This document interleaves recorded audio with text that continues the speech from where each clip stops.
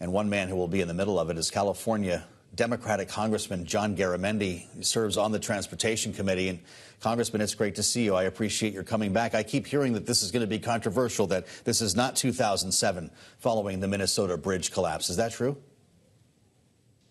Well, certainly the Congress of the United States is in total disarray. There's no doubt about it. The Republicans really cannot do anything. They always rely upon the Democrats. But I will tell you this. I think there's going to be a very, very strong desire, Democrat and Republican alike, certainly the Democrats, to rebuild this bridge. But I don't think it has to be federal taxpayer money. This was an accident that was caused by a shipping company. And there is a liability that they have. And they're going to have to participate, perhaps totally, in the cost of rebuilding what they have destroyed.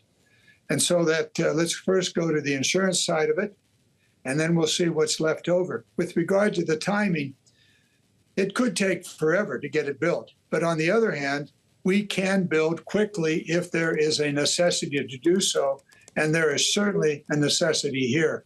The environmental issues should be secondary, or maybe not even considered as a new bridge is designed and built, and maybe we don't even need a new design. There are bridges that are similar purpose to this one. We can take a design out of an older bridge that may have been built in the last decade with modern standards. Yep. So let's get on with it. You're no stranger to the shipping industry, Congressman. You're not only on the Transportation Committee, but of course, you spent quite a bit of time working your Ocean Shipping Reform Implementation Act into law.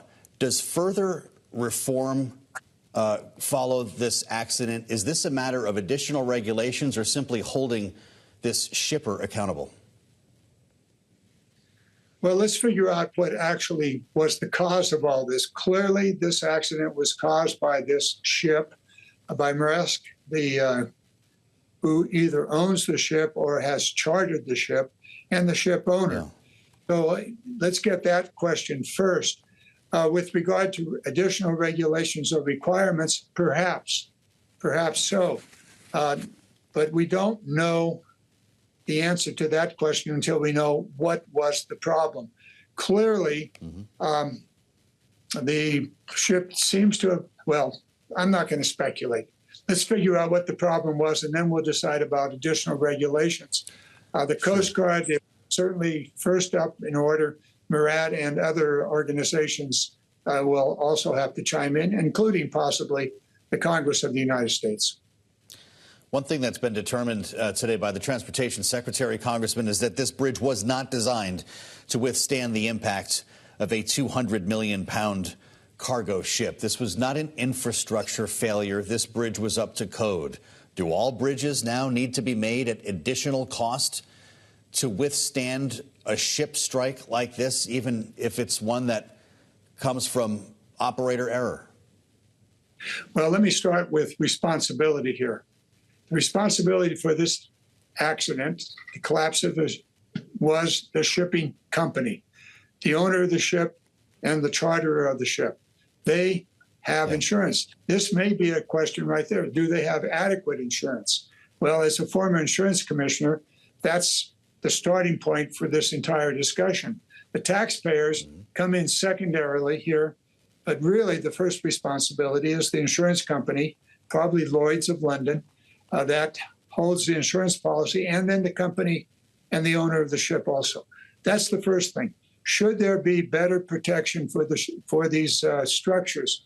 The answer is probably yes, and that's something that we'll have to consider as we look at existing bridges. I know the first question that came to my wife and I as we were looking at this yesterday is, well, what if this happened in San Francisco? What if somebody were to take out the Bay Bridge, not the San Francisco Bay Bridge, the Golden Gate Bridge? What would that mean? Well, that would shut down that entire area also. So we need to look at the safety precautions. These are the fenders or the structures that protect the critical foundation for the bridge.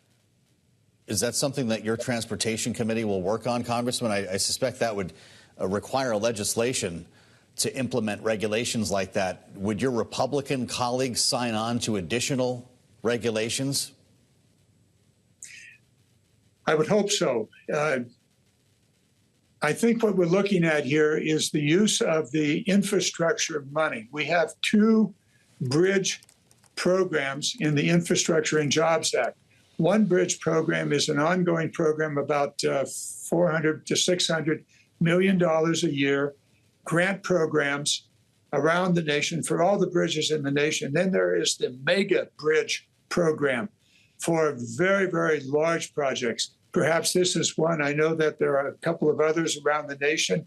The tunnel underneath the Hudson River in New York, New Jersey.